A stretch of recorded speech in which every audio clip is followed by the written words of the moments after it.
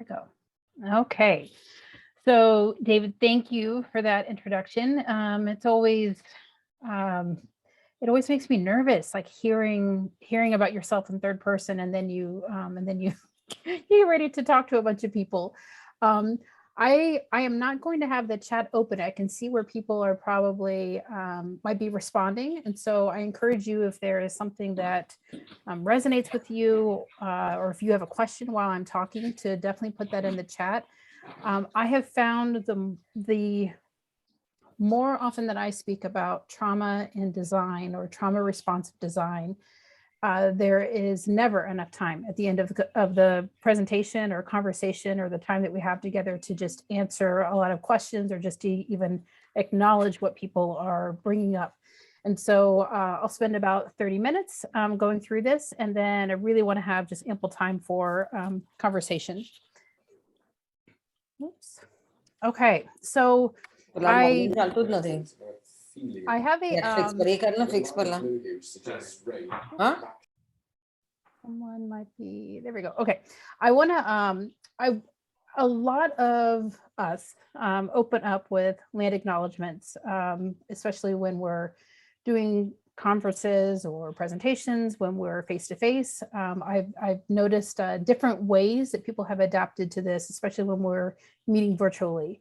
And so I'm going to read a slightly longer land acknowledgement because I feel like it sets this tone and this stage for how I feel and how I identify with a lot of the work that I do in both social work and in design. So I'm going to kind of look down for a second here. And I want to give credit to a dear friend and colleague, Monique Rivera, who really inspired me to think about a land acknowledgement in a different way. So I have a responsibility to acknowledge the historical context in which my work exists. Because I just want to go through. We would like to, I want to acknowledge that many social workers and designers are descendants of settlers, immigrants, or of people who have been forcibly brought to this continent here in North America. I want to also acknowledge that, I conduct all of my work on the traditional and stolen lands of the Sioux, the Miami, Peoria, and Kickapoo nations, otherwise known as Urbana, Illinois. And these lands continue to carry their stories and struggles for survival and identity. The most important piece of this is that since I am part of two disciplines, so social work and design, they promote creativity, ethics, and responsibility. I find that I have to reflect on the work that I do and how it actively is addressing the histories of people who came far before me. I also recognize the particular roles that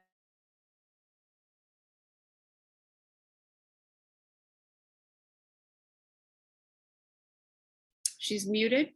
Sorry, I think I might have been accidentally muted. I also want to recognize the particular roles that trauma and power over others have played in this history.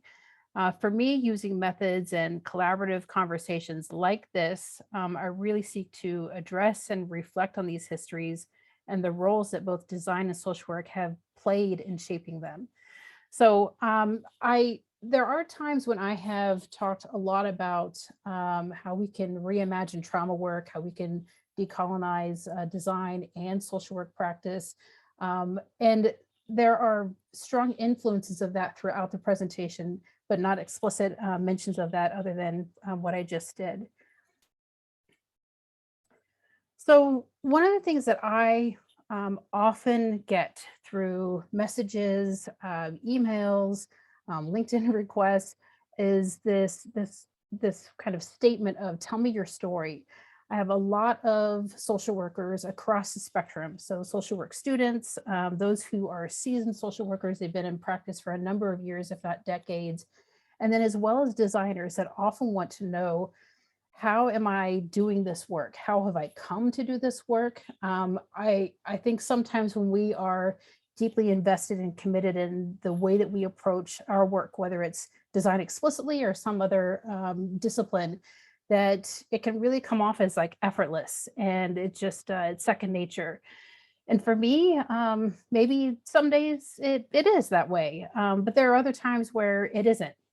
So I want to just share that a lot of, if there's any way that I can help like ground where a lot of this work comes from for me, it comes from this image of me from when I was probably about 5 or 6 years old.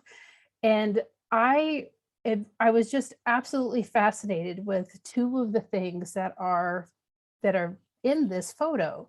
One of them being the pair of glasses that I'm wearing, which are this is very much going to date me, but they're Battlestar Galactica glasses from the early 1980s. And I remember being drawn to this particular pair because of the arms and how they looped.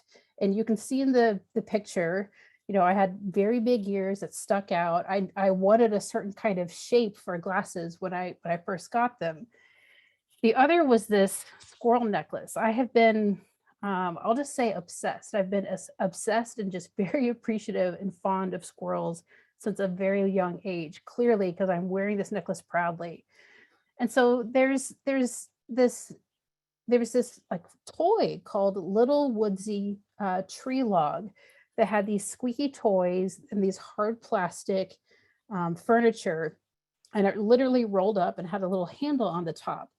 And I still have this. So I've had this for a number of years at this point. And I mentioned these two things because when I get asked, how did you know that you wanted to become a social worker, or what drew you to design? There are a lot of, I could date things back to college or maybe hearing an inspirational speaker. But I really think that if we all challenge ourselves to think about a very, very young and early on moment where we were drawn to design, like these are the things that exist for me.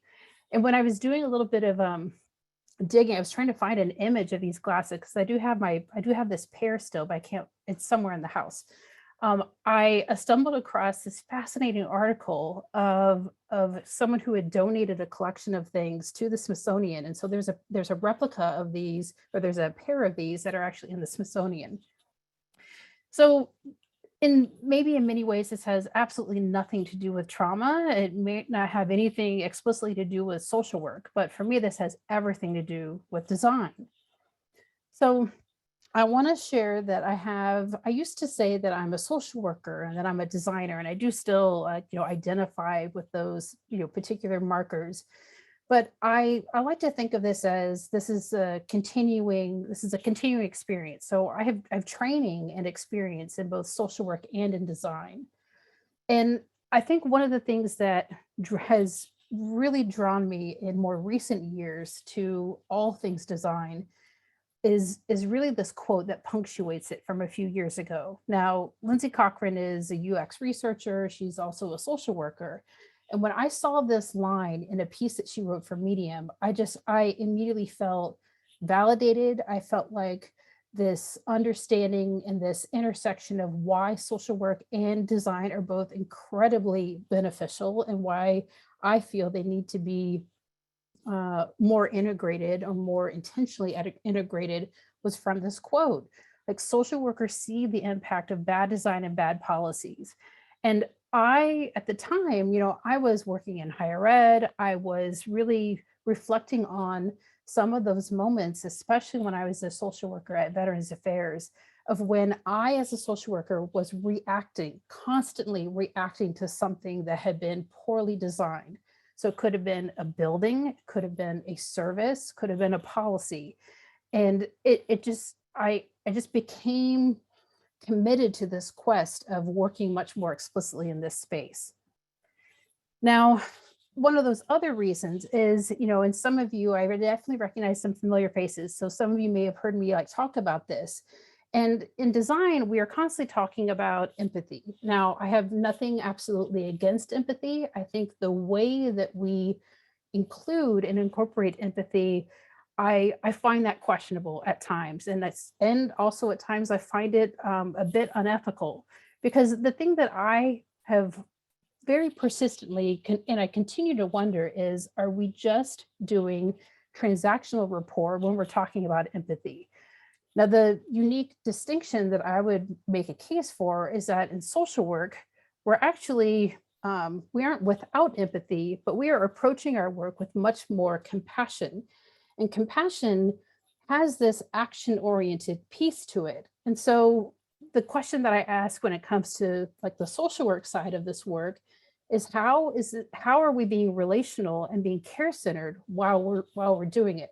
So I see this perfect fusion of these two truly needing to support and prop up one another.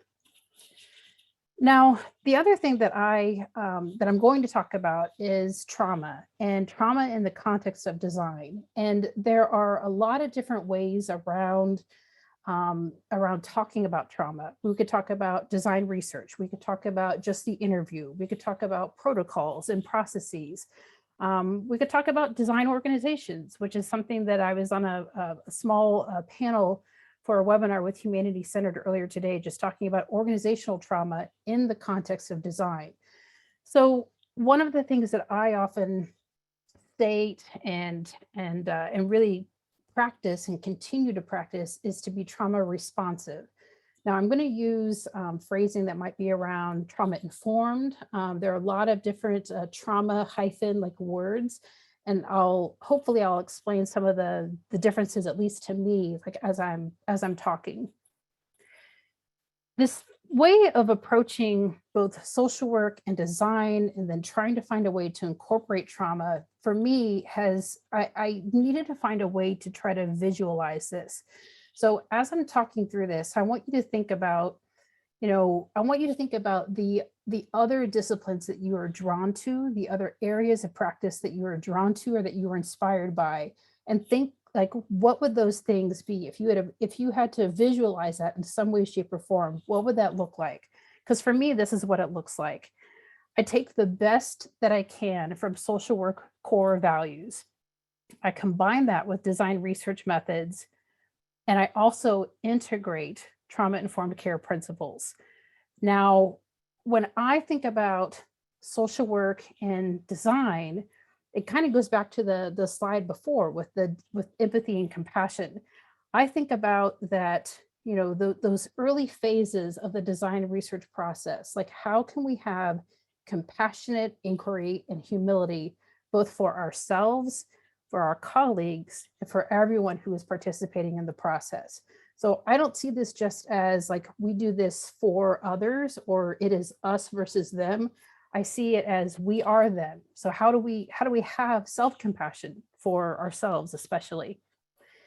The other thing is around trauma knowledge. So, sometimes I call this trauma literacy. I think that just trauma as a subject matter is huge. It is very overwhelming. And if there's anyone here, I would wager a bet that the percentage would be 100%. But for anyone here who may have experienced either an episode of a traumatic experience, it can manifest in a number of different ways. And so the understanding of that takes serious language building. And so I have just become committed to helping designers, helping other designers with building up what is that language, what is that understanding, and what is that knowledge that we have to have in order to do our best work. The last piece is around liberatory trauma work. Now, there is a lot of conversation around doing radical participatory design, which I am like a huge fan of decolonizing design, of decolonizing social work. And I think the same truly exists when it comes to trauma work. A lot of our understanding of trauma is still fairly young when we look at it from a clinical perspective or a medical perspective. And so I think that there are ways of knowing that we don't always acknowledge and that we don't always tap into. I encourage us to consider other additional ways of how we might do this work. And so it's the combination of all these things that I believe is really trauma responsive design as opposed to trauma informed design. This is how I make that unique distinction. So if it isn't obvious by now, it will be as I continue. I think about trauma a lot, and I think about what trauma means and what it looks like and how it occurs and how it manifests and how it persists and how we recover from it a lot in the context of design. And so I'm going to we're going to just keep uncovering the layers of this. But I really want to kind of slow down a tiny bit. And before I start really defining trauma, I want to just share a few thoughts. I really think that, and I have felt this too. I mean, I really believe that it can hurt to talk about these things. I think for some individuals, just hearing the word trauma can actually be upsetting. It can be unsettling. And I think that whether we are explicitly trying to be trauma informed or trauma responsive in the ways in which we design, um, there's a general cost to caring. Like when you care about your work, when you care about others, when you care about the livelihood of various outcomes, that can take a toll on us. It can really, and it can often be a burden. And so I know this because I studied this, but I also know this because I've experienced this. Like I really feel like the cost of caring, it plays out both emotionally and physiologically, and in all of the serious and complex work that we do. So even if you are working on something that may not seem like it is possibly in the vein of social impact or social innovation or social justice, the work that you do is serious and it's complex. And at the very least, it's serious and it's complex to you. So let's define trauma in the context of design. Now, before I go to the next few slides, I'm keeping us at like 30,000 feet. So I'm not going to go into specific traumatic experiences. I'm not going to even like break down the different kinds of trauma. I feel like that takes just much more time and breathing room to let that kind of hit us and to let it sit for a bit. So think about this in the context of the work that you were doing, no matter what you were doing. So trauma is a response to anything that is overwhelming and that happens for too much, too fast, too soon, or too long. And the thing that makes something a traumatic experience for someone is that it is coupled with this lack of protection or support. And one of the things that I love about this next part of the definition comes from Resmaa Menakem, and he says it lives in the body. So it's stored as some kind of a sensation. It's either could be pain or it could be tension, or it's a lack of sensation like a numbness. And the other thing that is unique and is really important about trauma is that it does not impact all of us in the same way, and that the context in which it occurred or that it occurs is critically important. So this is a lot, and this is a big definition, but it really centers so much around something that is too much, too fast, too soon, or for too long. And it's that coupling of that lack of protection or support. So it could come from someone that you know, could come from someone that you don't know. And like I said, the impact is very, very, can be very different. I'll share a brief example that came from the book from Bruce Perry, Dr. Bruce Perry and Oprah. And in one of the earlier chapters, he gives this example of how a third grader and a fifth grader both experienced a fire that happened in a grade school. And he talked about how the different individuals in that environment, in that context, reacted and responded differently because of their closeness, their literal proximity to the event. He also spoke about just age being a factor, someone's like resiliency being a factor. There is reference to a firefighter that had a different kind of response because they have responded to other things maybe multiple times. So it helps to just really think about the specifics around context. So another thing about trauma, and this comes up in a lot of the research and a lot of the literature, especially from the medical side and the clinical side of things, is that it is connected to memories. And it's that attachment that we have to traumatic memories that greatly influences the many different identities that we have. Now, when I say this, you're probably wondering, like, is she talking about like multiple personalities? I really think about, I'll use myself as an example. Think about the number of different identities that I have. I mean, that were even just shared from David in my bio, there are a lot of other identities that I have that were not shared in that bio. I'm a parent, I'm a spouse, I'm a friend, I'm a daughter, I'm a colleague, I'm a peer, I'm an advocate, an encourager, and then I wear all these different hats, or I've worn these different hats. I'm a social worker, I'm a designer.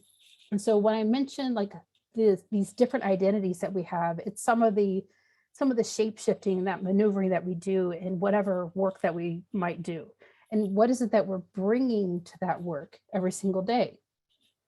So after literally hundreds of conversations with different designers and design teams, primarily in the US, but literally from all parts of the world, I started seeing this pattern that our identities as designers, and I would also say the attachments to the certain ways of doing design, that these things play a huge role in both how and why we design. Now, I'm not going to make the assertion that we're all traumatized or we all have a trauma history. That may or may not be true. But I think that I think the different parts of us that show up in our work definitely have some histories and have some roots to them. So there's so many questions that I have around this. And so one that I will kind of pose here for this particular talk is, how can we design with a humility around trauma? And that humility really comes from this understanding and this acknowledgement first, that this is a real thing. And for a lot of people, this is what they're walking around with every single day, whether we know it or not. So how can we design with the humility around this big phenomenon?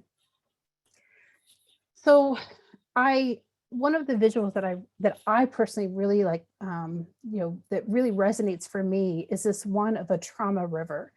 I like the flow of it. I like the sense that there isn't necessarily like an end point to our understanding. But I'm really often thinking about, how can we all like move from this phase of being trauma sensitive? And I would say that almost everyone here, that you are probably in this trauma sensitive or this trauma aware or trauma informed like phase. I mean, literally just by showing up to this tonight. And so I want to see I'm curious about how we continue to build our awareness to be informed, so that we're all at a stage or phase, if you will, of becoming trauma responsive in all of our designs. Now, what are some of those ways that we can build this trauma knowledge while also being centered around care? And I especially want to emphasize centering care, especially for ourselves. I have seen, I've heard so much, and sometimes I want to say, like, I've heard too much of what people have shared with me, that there is I feel an abundance of care for other people. I feel like we can always be much more like full of care for others, but that we often do this work while we're sacrificing ourselves. And I see that very, very strongly with a lot of designers. So one of the ways that I feel like we can start to do this, if we aren't already doing this, is to really find ways to identify what are our values. And so for me, I'm going to talk through a little bit like how my values and my purpose really equal like how I practice design. So the first one, it really starts with expansive core values. Now, I did not always have these well-defined values that I'm able to like speak to you very succinctly right now. It's taken many, many years of trial and error, of being hurt, of working through all kinds of things to figure out at the end of the day, what is it that is just absolutely core to who I am and how I want to do any of this work and just how I want to show up in the world. And so for me, when someone a few years ago like asked me to identify those things, I was able to name these off without skipping a beat. So integrity is a huge one. Trusting myself is a very, very huge one. Being authentic and while doing this work, and then having a grounded confidence while I maneuver through it. And I think, you know, I mentioned grounded confidence because I feel like for me, that's the perfect combination of acknowledging what you do know, what you have experienced, what you have learned, while knowing that there is room to maybe change your mind or change your opinion or practice with a humble heart.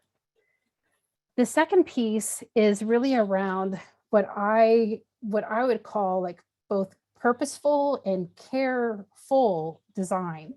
And so the work that I have done over the years, some of it explicitly designed, a lot of it not explicitly designed, has really centered around just causes and justice involved work. And some of that dates back to working on abolition of the death penalty in the state of Illinois, like literally 20 years ago.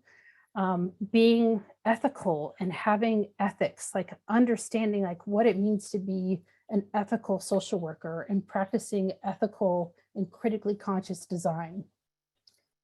And then the third part is what I would call being a practicing advocate. Because I feel like this is, I can reflect and I can say, yeah, I've done some good work. I've been part of some smaller teams, some big systems where we have literally moved some mountains and we have changed legislation and we have done remarkable things. But I feel like it's a continuation or it's a continuum. And so I think about the other ways that I think about this work. When I was at Veterans Affairs, someone called me a positive deviant, and I think they thought it would like rattle me, but I thought that was the best possible compliment I could have gotten, especially while working for the federal government. I think another being like a systems thinker, like thinking in systems and understanding the interconnected systems of all of the work that we do. I've always been like deeply curious about things in general. And at this stage in my like working life, I love trying to understand like why things are so tangled.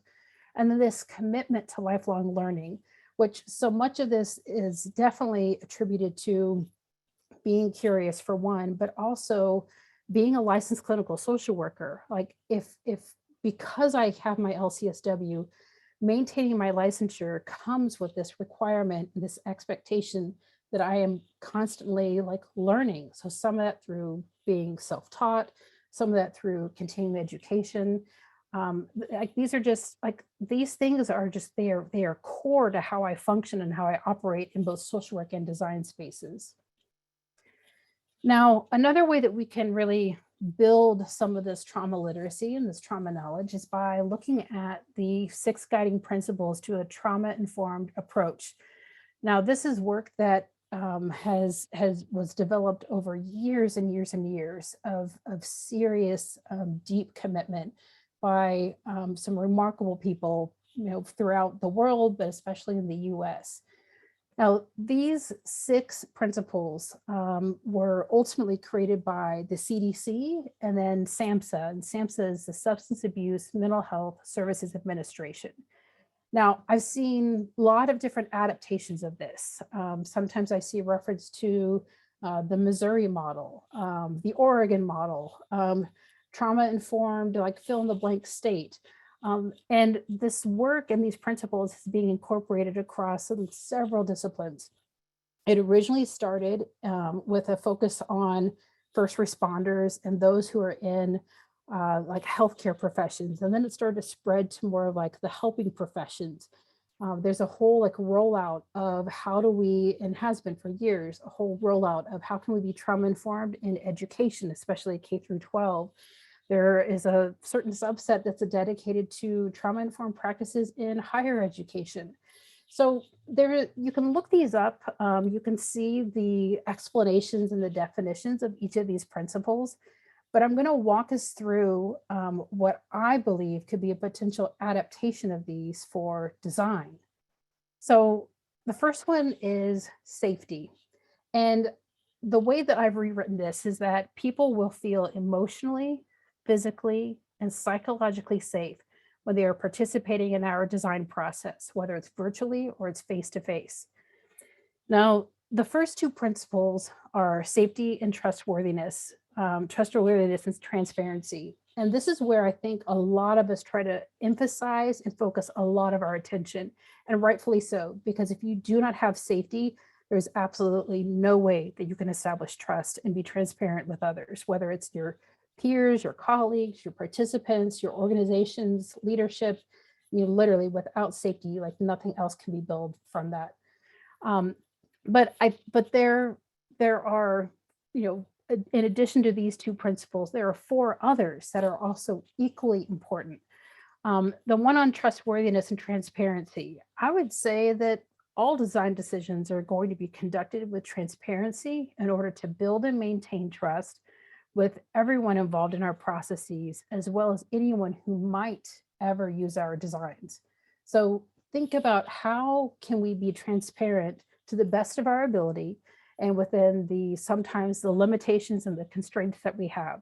How can we do this? The third one is around peer support. And in this one, like I've rewritten this to say individuals can involve the people that they care about. So they can be peers, they can be just whoever they care about in that process. And I would say that this is crucial for design methods in order to build trust and to establish and maintain that safety and to build power for everyone that is involved. So the next three, collaboration and mutuality. Designers recognize that healing happens through critical consciousness, meaningful sharing of power, and decision making.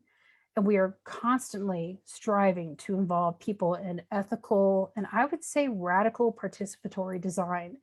And if this is not something that you feel like you could even potentially practice where you are, I would wager a bet that there are probably at least smaller ways that you can incorporate radical participatory design in the work that you do.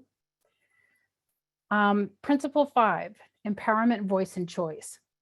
So with this one, like as designers, we will strengthen and we will empower the experience of the communities that we are inviting in, while recognizing that every experience is actually a unique one, and it sometimes might require a more personalized approach. I feel like this one can often get misconstrued because there is definitely lots of conversation, and I agree with this around healing in community. What does it mean to be in community with others? And how individualized interventions or an individualized approach can sometimes, like that is what's like detracting us from being able to solve and resolve or build anew some of these very serious and complex issues.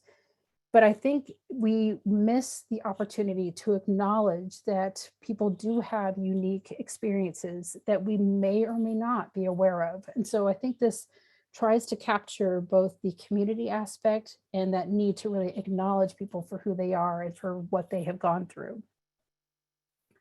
The last one is probably the most ignored one when it comes to being trauma informed and trauma responsive. And this is around cultural, historical, and gender issues. And I find that this one is so relevant to everything that we do in design and everything that we talk about when it comes to being trauma informed and trauma responsive. And for me, you know, one of the the most important things that I've seen over the past few years is that if you want to be trauma informed in how you conduct your work, whether it's design or education, healthcare, like you have to have a commitment to also being anti-racist. And I know a lot of us are still trying to figure out what that actually means. What does that mean for us individually? What does that mean for us in community with others? What does it mean at an organizational level? And so I think this is an attempt to try to start some of that if we haven't begun that already. So designers we're able to identify and we understand what our biases are, and we very consciously avoid stereotypes. And while we are providing culturally responsive design services, we are centering care, we value relationships, and we address that structural and systemic barriers that really are recognizing the historical impacts of trauma. So these 6 principles, I feel, could be, each one of these could probably be their own conversation and own opportunity to just have a robust, just dissecting of how are we doing this? How can we learn from one another? How can we share with each other, like how to actually do this? So it just kind of brings me back to like this model for me of how I think we could really practice design. It doesn't necessarily have to be social work values. It may be some other discipline. It may be some other thing that is of importance and is of value to you. But for me, this is that model of change that I feel is having an impact. It has an impact on me. It is having an impact on how we are thinking about and wanting to do design differently, and ultimately will change how design is going to look, especially in the future. So thank you. And I will share these slides so they can go out to everyone as well. Thank you so much, Rachel. That was fascinating and informative, and yeah, wow, there's quite a bit to chew on there. I'm going to make an announcement. We posted this in the chat. If anyone has questions, please post them in the chat, and we're keeping track of them, and we'll just get to them all as we go through. And so I want to start out. This was asked in the chat. This was actually a question I had myself. You talk about radical participatory design. Maybe at a base level, can you talk about what that is? And then the question that was in the chat is, can you talk a little bit about the radical portion of that, and what does it mean in that context of participatory design? Yeah, I'll share my understanding and my interpretation of that. And I'd say it's my like friend and colleague Victor who has used that phrase, and I just love that he says he doesn't just talk about participatory design or co-design. He calls it radical participatory design. So one of the ways that I think about that is think about the ways in which we include people in our process. Now, participatory design, community-based design, and co-design, they're all either like siblings or cousins. There is some unique overlap amongst those three, but they are uniquely different in practice. I'd say the radical piece really comes into pushing the practice as far as it can go. And so, one way for me would be, all right, if I want to work with emancipated foster youth, I need to radically reimagine how I'm going to include and invite in that population of people in a way that is not a way that I was taught in school. It's not a way that I might even be currently practicing. and there might not be any kind of a playbook or a toolkit or a boilerplate on how to do it. So I think, again, an element of the radical piece for me is how can I be open to adapting and being responsive to possibility based off of a whole host of unknowns that may be presented to me. I often think of it like when I heard Victor talk about this the first time, I was almost imagining it's like, oh, so we really need to be beyond just being flexible and adaptable. We have to be like true like shapeshifters, and if and when we do not have the skill sets or the wherewithal to do some of this work, we have to bring in others to help us do that. It doesn't mean that we are deficient. It just means that we need others to help us work on this, this thing or whatever this subject matter might be. Hope that helps. It did. Thank you. We had a follow-up question to that. If you could, from Carol, could you speak to some of the activities or ways for organizations that are not yet ready for radical participatory design? Carol is working with a city government, and I think they are on a journey to get a participatory practice, but they're not quite ready yet. I also wonder about what skills are needed of us as practitioners to do that more liberatory work. Well, I'm going to go with my gut on the last part of that question in terms of what skills are needed. Mm-hmm. I think one of the skills that are needed, it really comes down to listening, and it's listening and interpreting what people are saying in a way that is different from how we are probably currently doing design. And I want to just say that so much of this work around being trauma informed or trauma responsive is often kind of centered around either the human-centered design process, the interview phase, when we are actually inviting other people in to participate in our process or to gain information from them. It's really doing that in a way that is not transactional, that is built on a true established rapport. It's built on building trust, and this doesn't happen when we are just doing it in like, David, can I invite you in to participate in this research process? And I'm going to interview you for 1 hour. And then as soon as we get close to like hitting the 1 hour mark, I'm going to end where we finished. And then I'm going to maybe like wrap up. It's like, what are all those other different ways that I can possibly include you in that journey, include you in that process?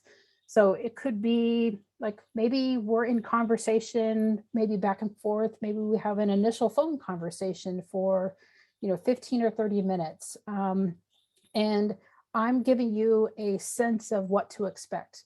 I'm giving you a sense of like why we're working on this particular project, what we're hoping to maybe like have happen or have occur. And again, I feel like some of the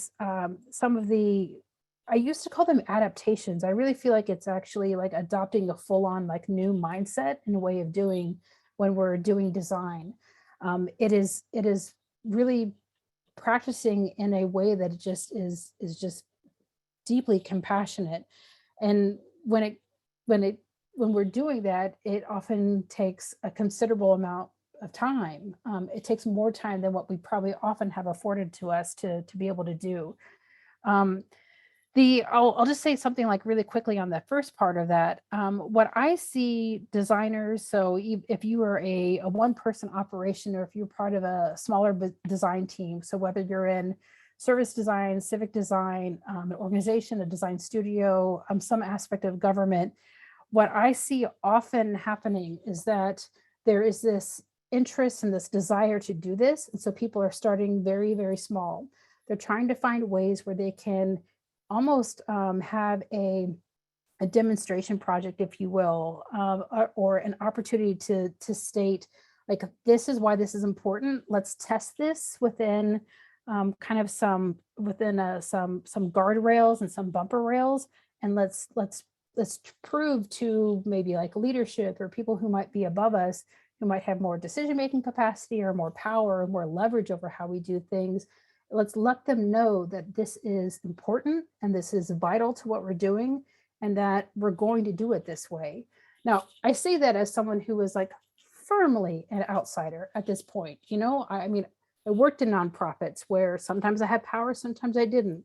I worked in the federal government where a lot of the time I had no power. I had a lot of influence, but I had no power. And then in higher ed, where it's kind of a, I don't know what higher ed is. I used to joke how it's like it's imaginary rules and we're all playing a game of Monopoly. So I can see Lou, one of my friends and colleagues here, so I think she appreciates that. But I think that there are, I have to instill like some elements of hope while doing some of this work. And so for me, where I feel like we can, if we have systems and structures that like prevent us from being able to do some of this, like we have to start small. And if we can't start within a team or within an organization, like we can start with ourselves. Because I feel like there's a reason why a colleague called me a positive deviant when I was at the VA. I mean, I didn't have any more resources or time or money than my colleagues, but I was doing social work in a different way.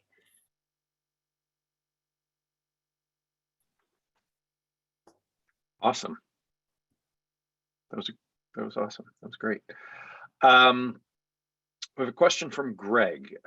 He says, with all of the noise in business about ESG, environmental, social, and governance, as an emerging priority, how do you feel about design for social impact getting lumped in, conflated, or grouped in with those other very large, hard problems? That's a good question. Yeah, I see that.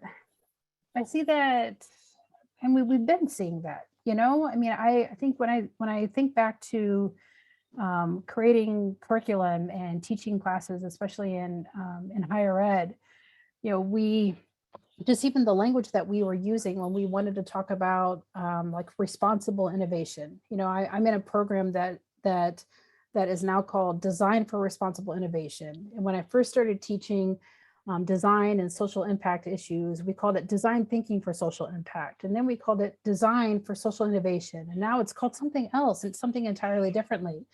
You know, so I think where it can be, where it's most confusing is for those who are wanting to get involved in some of this work and they don't yet know what issues or causes they actually feel really concerned about or passionate about. I think that there are certain phrases and certain, especially acronyms, in a lot of our spaces that are very deeply entrenched. And so I think the best thing that we can do is probably just delineate how some aspects of what it is that we're doing is uniquely different. You know, I think back about doing anti-death penalty work. We didn't call it abolition work back then. You know, it was just the language and the context with which we were working in at the time. Like we didn't even always call it activist work, but that's exactly what we were doing. I mean, we were paid activists working on that. We were grassroots organizers, but what we were doing was really ultimately changing like legislation, and so much of it was deeply influential on the system. So I guess my last thing that I'll say is specify what it is that you're working on. I think it's important especially for those who are still maybe in school or wanting to come into some of these disciplines that we're all working within. The more that you can specify the type of work that you're doing, like that's how we're going to build the generations that will come after us. Great. Marja, I hope I'm pronouncing that correctly. Apologies if I'm not. She writes, it seems that bringing trauma responsive design to life requires a desire and commitment to understand the community you're serving, but it also requires a deep understanding of your own internal biases, which are often blind spots. Do you have any thoughts on how to incorporate the cultivation of greater self-awareness in design education? That's like $1 million question right there. um, I have so many different ways I could answer that. I think one is by talking about this in amongst our like fellow peers and colleagues. If there is an opportunity to talk about it in classrooms right now with current design students, I think that is crucial. I really think that that is critical, and there are some programs that are definitely doing that. Not just on like the work that I care about and that I talk about, but also other aspects of what I would call just a different ways of doing design. I think the more that we can talk about where and when that this work is hard, and to do that as much as possible publicly, I think is also important. And so I might come off and make this sound like it's kind of easy or second nature to me.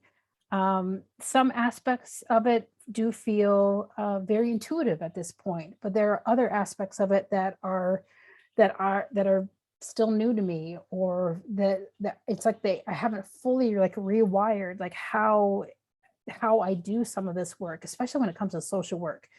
So I really think that there's a benefit to talking about some of these things with people, whether it's one other person or in smaller groups of people. It's one of the reasons why I often like rarely turn down an opportunity to chat one-on-one with someone, especially if they are curious and they're interested about this, because there is such a desire to figure out how to do this. And a lot of it comes down to literally practicing it. I feel like, if we could all go back to our respective like jobs or conversations or anything that we are doing, whether it's in design or outside of design tomorrow, and think about how could I do this in a trauma responsive way? How can I be a trauma responsive parent? How can I just build in a moment of pause in the work that we're doing? I really feel like it starts with very, very small moments.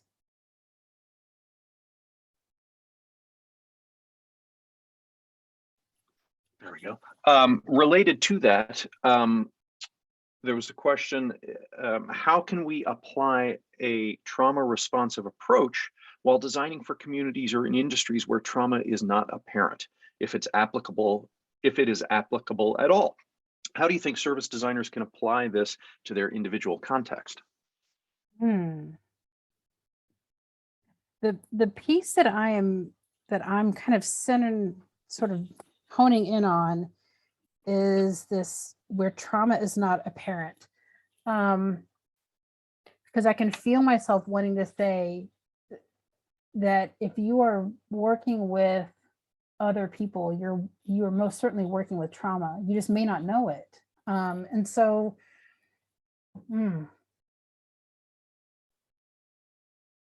I would want to know more, and maybe this is an opportunity for some, either David, for you to share some things, like give me an explicit example of like, how would I make this fill in the blank thing, whether it's a phase of the process, an explicit thing that you would do. How would you make that like a trauma informed or trauma responsive practice? I'm sorry, you were asking me directly? Well, I can turn it over to Anshu, whose question it was. Okay. Feel free to, Anshu, are you out there? His name is Antonio. Antonio. Is Antonio still here? I'm kind of flipping through to see. There are a couple of Antonios. One is me, but Yeah. The other one So, didn't ask the question. Yeah, so I did ask a question, but I think the one that you had, the question that you had asked, David, was Anshu's. Yes. Wasn't me. Antonio, can you come up with an example? Even if it wasn't your question, sorry, I'm putting you on the spot. Yeah, I mean, I think for me, the most pertinent example is there's two. There's one is when you're in the interview with someone, you know, you've perhaps recruited them, or an external recruitment agency has recruited them, and you're meeting them for the first time and they're in front of you. And especially in Zoom, you're in their world. You know, kids are crying around them, you know, or things are happening around them. And so you're in their world. So that's definitely, I think, one thing that comes to mind. And yeah, and the other one is definitely when you're working within a collaborative context. It's a co-design session. You're working with individuals from different parts of perhaps the organization. You might not have known them, you might not know who they are, but they're coming in with, you know, perhaps their own various, you know, organizational traumas, even thoughts around that as well. So of the two, I feel the interview is perhaps the one that comes up the most. Perhaps the one that's the most pertinent in my mind as where trauma can emerge, and where we perhaps can cause the greatest, I'll say it in my sense, where I fear I can cause the greatest harm to a person if I'm asking them questions, or if I'm probing in such a way that doesn't necessarily, that sort of opens things up that they weren't necessarily wanting to open up, or weren't expecting to open up. Yeah. Okay, so so many things that so many good things that you brought up, Antonio. So where do I even begin? We could spend like the next literally like 16 minutes like just answering this. You mentioned, I mean, you kind of opened up by talking about like you're in their world. So especially let's just assume like we're in Zoom. You and I are, I mean, literally we are meeting for the first time. It's like, how do you establish rapport and some kind of like a connection to someone who you may not have met, you may not have had any kind of like, you know, before that scheduled interview or before that scheduled time, any opportunity to get to know them. You might even, you may barely know anything about them. I mean, aside from maybe information that they might have submitted. I think about all the different research interviews that I've been part of, and where there are sometimes touch points that where I have been explicitly involved. Other times I maybe was like copied on communication, but there's some like just, it might be minuscule, like level of familiarity that this person that I'm interviewing, like they know that I am going to be part of that interview. And so just the way that we can, the ways that we can acknowledge people and their humanity. So let's say, you know, I have a 10-year-old daughter. Let's say like my daughter were to burst into here and needed something right now.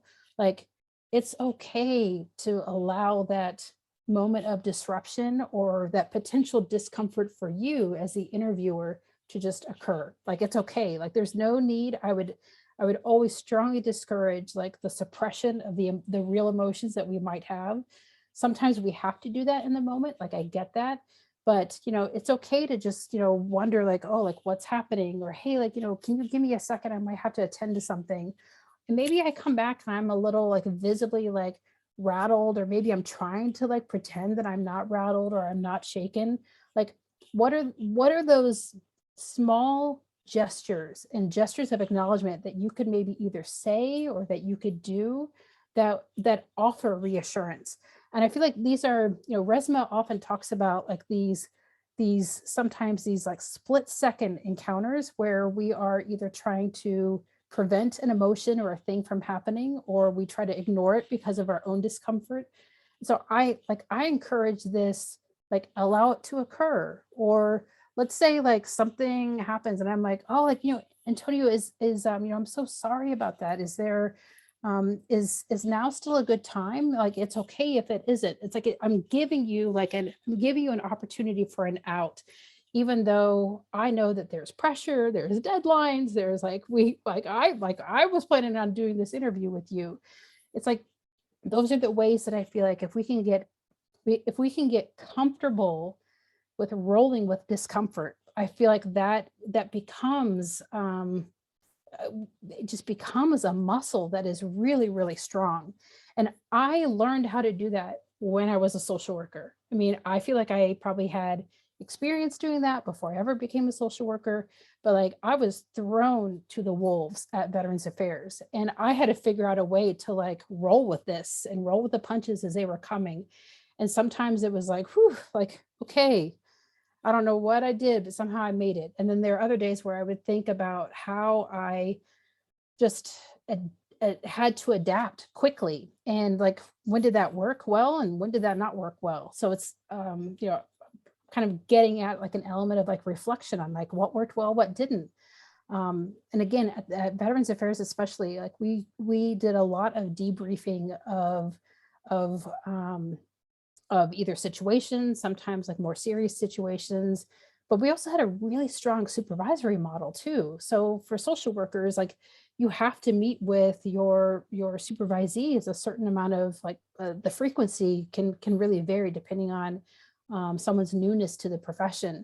So like, that's another space where there is just this trusted, safe place to talk about where something like just might not feel well or might not feel right. Where it's like, hey, I kind of want to maybe try or do like fill in the blank something else differently. I mean, I really feel like it's often I used to feel like it's like walking into a cave like with a blindfold on, and the cave is definitely dark and the blindfold never comes off. And nowadays it feels like, oh, there's a little bit of a light that I can see, and I don't have the blindfold on anymore. And that has only come with like years and years of practice.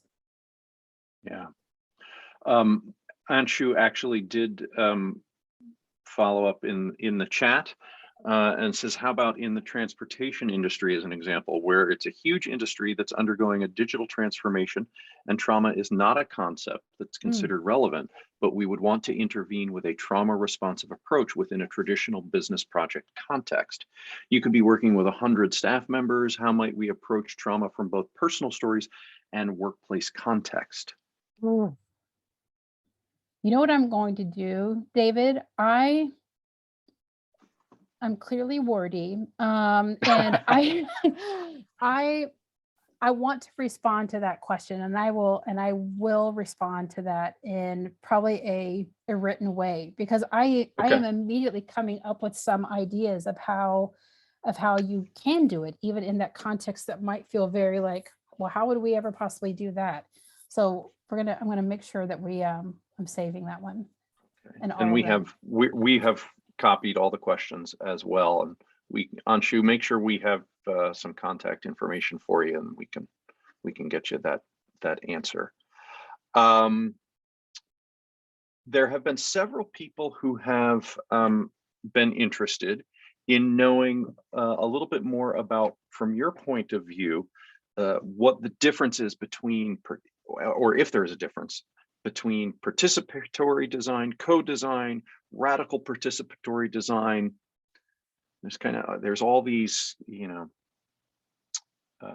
terminology around it, and are they different? And if so, in what ways from your point of view? Yeah. Oh, so co-design, I'll start with co-design, and I'll probably center most of what I'm going to say around co-design. Co-design, imagine we are working on an issue around housing and homelessness, and the particular population is veterans and their families. Now, if I were taking a co-design approach, a true co-design approach, before we ever kick off our actual design process and working on this understanding of trying to better understand what are some of the needs of this particular population and their families. Like, I would be, there would be recruiting phase of inviting veterans and their families into the process. If they had little to no awareness of what design is, or the human-centered design process, or service design, or civic design, there would be like multiple moments of training and understanding. Sometimes we call this like language setting, to have them at least have a sense of what it is that we're overarchingly trying to do, and how we want them to be like an equal member to the team. I think a lot of us talk about and aspire to wanting to do co-design, and co-design in practice is one of the hardest things I have ever done. It was harder than being a patient advocate at the VA, which I thought was the hardest job I will ever have in my entire life. But co-design truly takes this commitment to so many unknowns and many, many disruptions, and a different way of empowering people, and making sure that you are bringing them along in lockstep with what you are doing. Co-designers in practice, they are part of every phase of that design process. They are, or as many as possible. They have decision-making power. They have a say in final designs or prototypes or concepts or things that you might be coming up with. They are actively participating at the level that they are comfortable with. So participatory design can take on many, many different like shapes and sizes. I think a small short example is inviting people in to one phase of the process. Sometimes we call this, group discussions, or we might interview people like one-on-one, but they basically are invited in, they come in, and then they have like a kind of like an off-ramp of their level of involvement. They may or may not be named on like our like final report, or like the paper that we write about it. Often they are, though. So that's the other thing. Like, I feel like depending on, again, context, where you might be in the world, like sometimes like co-design and participatory design might mean kind of slightly similar things. One of my favorite books on co-design, which does get at some of the aspects of participatory design, is the book Beyond Sticky Notes, Co-Design for Real by K.A. McKercher. They're a designer in Australia, and I feel like it's one of the best books that it's very, very approachable. Even if you can't explicitly do in practice co-design, there are a lot of the different mindsets that are really helpful for any kind of design that you do. That's great. Could you give us that title again? We can post that in the chat for everybody. I almost want to like grab the book and like do like a show and tell. It's like just somebody kind of like, sticky note. There we go. Somebody yep, somebody got it up there. Yeah, great. Beyond Thank Sticky you very Notes. much. Yeah, it's just such a great book. Such a great book. I think we've got time for a couple of more questions. From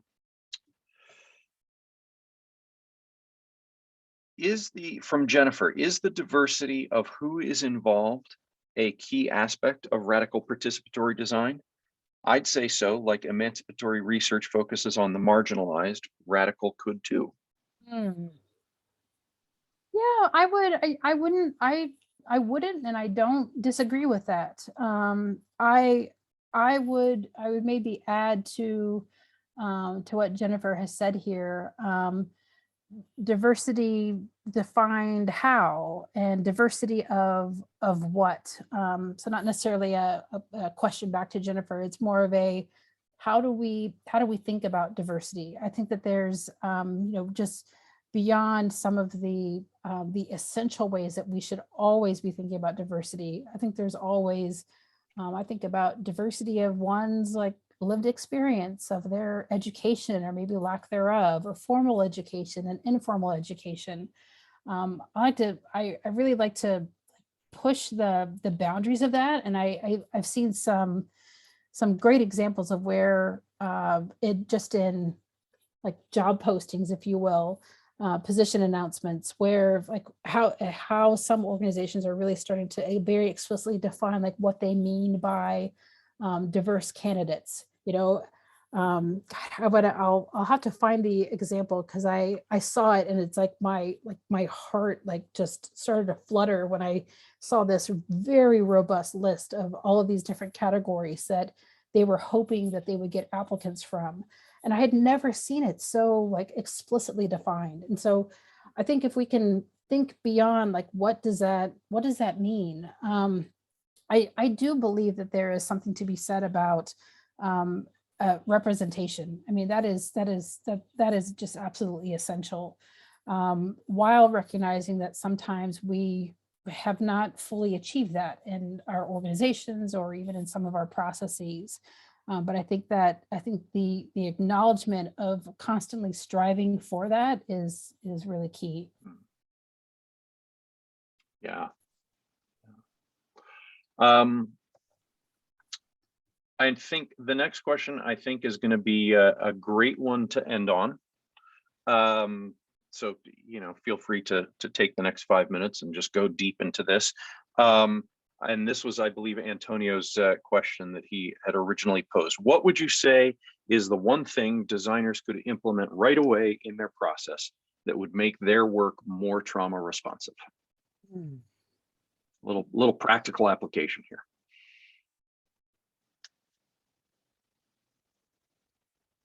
Oh, I've got 3 ways I want to answer that question. So I'm trying to decide which one I want to try to go for.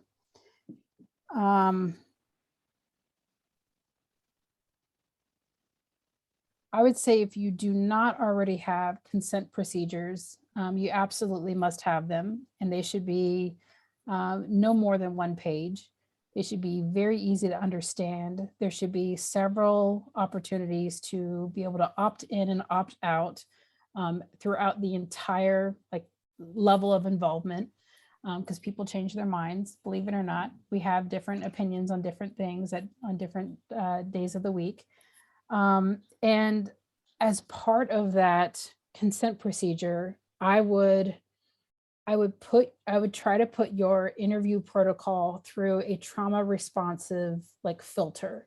That is something that I actually enjoy doing that. I feel like I'm tapping into maybe I was a proofreader in my sleep at a different point, because when I see some of the protocols that we have designed and have designed with really, really good intentions, when I put it through this lens of being a social worker and being a designer and trying to find all of these different ways that we can change it to be trauma responsive, I find something every single time.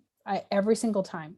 Like there are times when I've thought I'm not going to find anything because this is a design studio that I really, really appreciate and that I really look up to. And then I get to literally the second sentence and I'm asking questions. I'm curious. So there was something that someone, I might have been Antonio when we were talking. So now I'm giving you a 3-part answer. So consent, just super hyper analyze your interview protocol from literally start to finish. And it's not just what might be outside the organization facing for the person that we are interviewing. I also think that the language that we use for ourselves can definitely highly influence whether or not we're going to be biased, whether or not we're going to be a bit more manipulative in how we do our interviews. And again, not necessarily with malicious intent. It's just sometimes how we adapt in order to do the work at hand. But there's a word that Antonio used, which is probe. And the word probe, I have found to be, there's something about that word. There's something about the very first time I saw that word in an interview protocol years ago. It felt intrusive to me. And again, this is probably speaking to my sensitive nature and maybe being a social worker and kind of all these other different hats that I might wear. But I think that if we used a different word, especially even in those internal protocols that we have for ourselves and with others, I think that would I think that would discourage us from asking some of the questions that we probably do not have to ask. So I gave like a 3 or 4 part. I said I was only going to pick one, David, and I went with all of them. No, that's good. That's great. We certainly appreciate you laying that all out for us. So probe sounds like it's from the X-Files. Yeah, maybe that's what it is. Maybe it's like it's tapping into like a young Gen X something or other. Yeah. Well, we are coming up here on 7:30, and so we want to be very respectful of everyone's time. Thank you all so much for coming. Rachel, thank you very much for sharing your knowledge and your experience and giving us a window into trauma responsive design and how we can bring that to our work. Thank you. Really, really appreciate it. Really informative and thought-provoking. It was great. And unless any of my co-hosts have anything to add or to say, I think we will wrap it up. Or Rachel, do you have any final? I don't. Get in there? No. Okay. I don't. I'll just share that I will the slides that I presented, I will share. I have the chat copied. If there are any questions that we explicitly did not get to, I will definitely reply to those, especially the one that I specifically called out. But yeah, always happy to connect with others. I love thinking about these things. I love really trying to tackle this with other people. So please do not hesitate to connect. All right. Thank you so much. Have a great night, everybody. Thanks for coming. Thank you.